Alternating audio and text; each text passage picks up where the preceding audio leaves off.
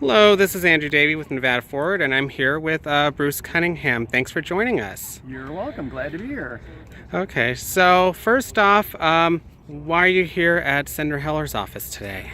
Well, we are here as a group with the League of Conservation Voters to make our voices known to the senator that we oppose the budget cuts, Trump's proposed budget cuts to the EPA budget.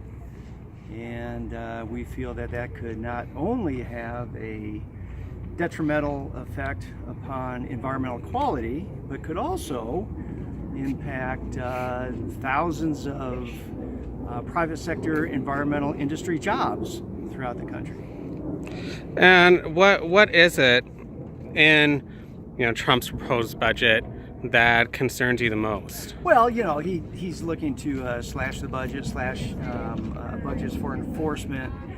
And of course, if you're slashing money for enforcement, there could be a number of layoffs within the EPA among the regulators. And if you're not enforcing, you're not regulating, then these companies, businesses, corporations may have more of a free rein to pollute.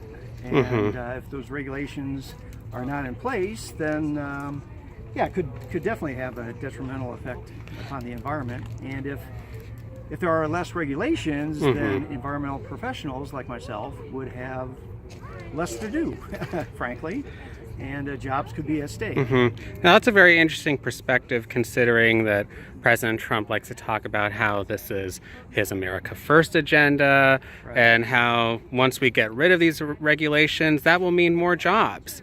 Obviously, you beg to differ. That's true.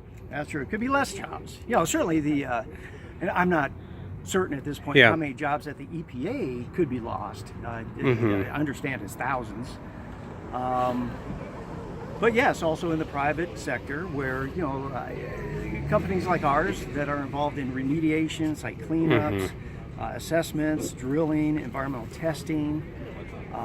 Like I said, less regulations, less enforcement, then there's going to be less of that type of work for us to do out there in the private sector. And can you describe a little, as a local environmental professional, how that works and why you sense if Trump's budget becomes law, that will actually be detrimental for Nevada's economy? Well, it's still a question mark. With the EPA cuts, how that may trickle down to the state, counties, cities, local municipalities.